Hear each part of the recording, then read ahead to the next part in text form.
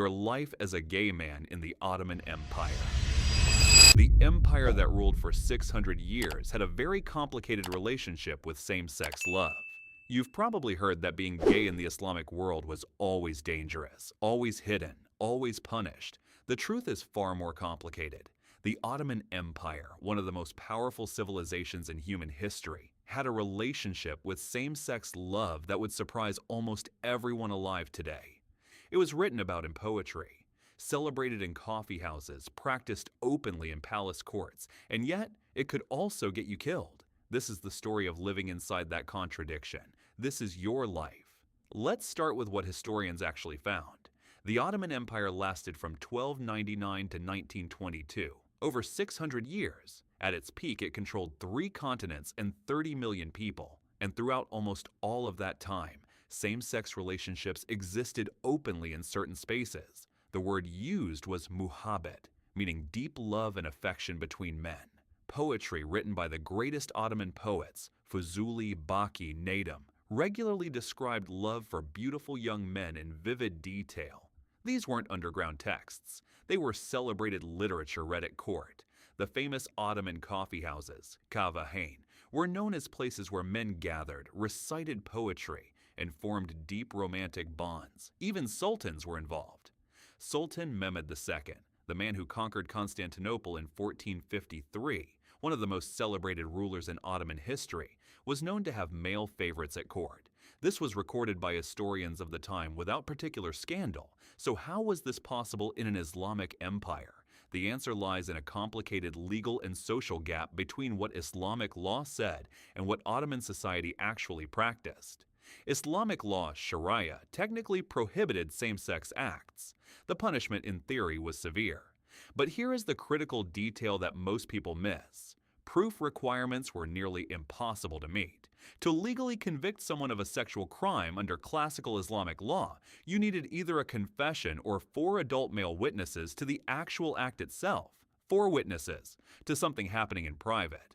This was essentially an impossible standard, and many Islamic legal scholars argued this was intentional, that the law was meant as a moral statement, not a practical enforcement mechanism. The result in the Ottoman Empire was a strange kind of open secret. What happened in private was largely left private. What was expressed in poetry and art was largely tolerated. What was done discreetly in coffee houses and hammams, the famous Turkish baths, was largely ignored. The line that could not be crossed was public scandal, public behavior that forced authorities to respond, or accusations made by a powerful enemy who wanted you destroyed, because that's when the law suddenly became very real and very brutal. So what did your actual life look like?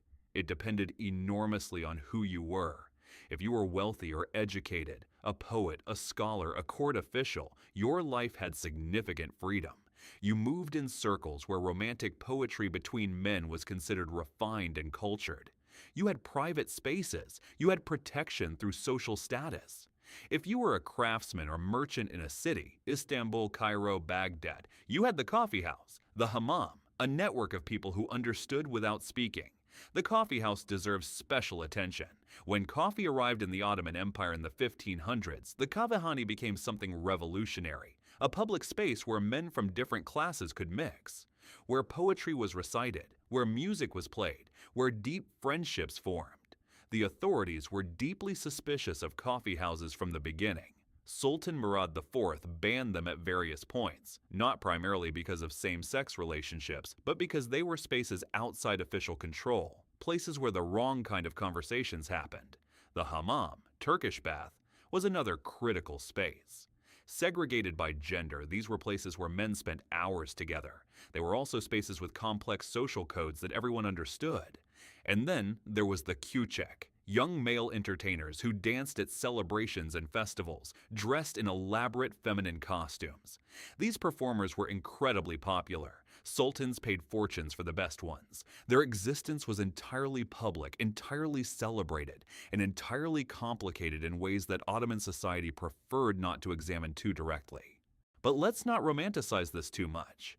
The tolerance was always conditional, always fragile, always dependent on discretion, status, and the political climate of the moment. If you were poor, you had almost no protection. If you became the target of a powerful enemy, religious or political, that enemy could use accusations to destroy you completely. And the periods of tolerance were punctuated by periods of brutal crackdown. Sultan Murad IV in the 1600s launched aggressive moral campaigns. Coffee houses were raided. People accused of immoral behavior were executed publicly. The streets of Istanbul became genuinely dangerous. Even in more tolerant periods, the violence of the street existed alongside the poetry of the coffee house. There are Ottoman court records of men being executed for same-sex acts, usually when the case involved additional factors, a public scandal, a powerful accuser, or the political need for a demonstration of moral authority. The köçek performers, celebrated for centuries, were suddenly banned entirely in 1857 under pressure from both conservative religious authorities and European diplomatic opinion, which found them embarrassing. Just like that, centuries of culture, gone by royal decree. This was always the reality underneath the poetry. The tolerance existed at the pleasure of the powerful, and the powerful could withdraw it at any moment. Perhaps the most astonishing thing about this history is how much of it was written down. Ottoman poetry, Divan literature, is full of same-sex love expressed openly and beautifully. The poet Fuzuli, writing in the 1500s, described love for a beautiful young man in terms so tender they would move anyone who read them today.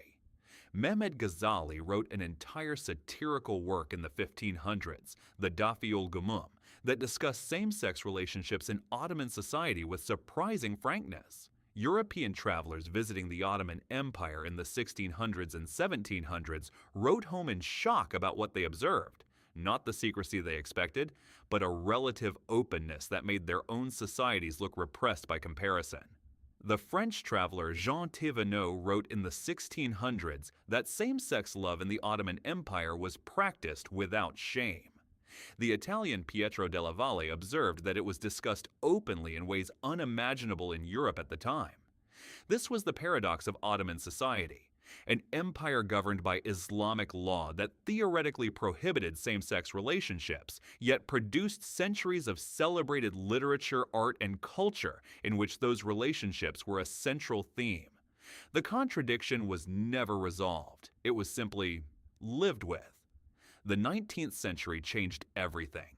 As the Ottoman Empire weakened and began looking westward for survival, European influence flooded in, and European attitudes of the 1800s, ironically far more rigid about sexuality than Ottoman tradition, began reshaping Ottoman law and society. The Tanzimat reforms of the 1850s modernized Ottoman law along European lines. In 1858, in the same reform package, the Ottoman Empire actually decriminalized same-sex acts, removing them from the criminal code entirely.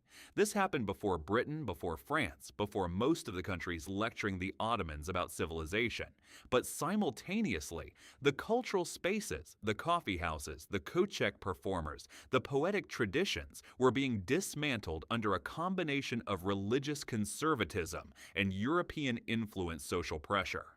The legal protection arrived just as the cultural protection disappeared, and then the empire itself collapsed in 1922.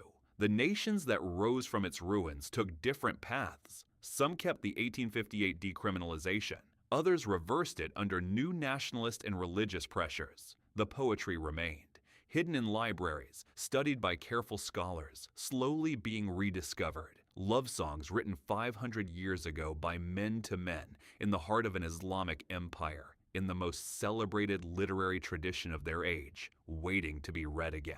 History is never as simple as we want it to be. The Ottoman Empire was not a paradise of tolerance. People suffered. People were executed. People lived in fear of the wrong accusation from the wrong enemy.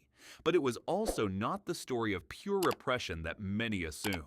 It was a human story, contradictory, complicated, full of poetry and violence existing side by side. The people who lived inside that contradiction, who loved who they loved, who wrote what they felt, who found spaces of freedom inside a world that officially denied those spaces existed.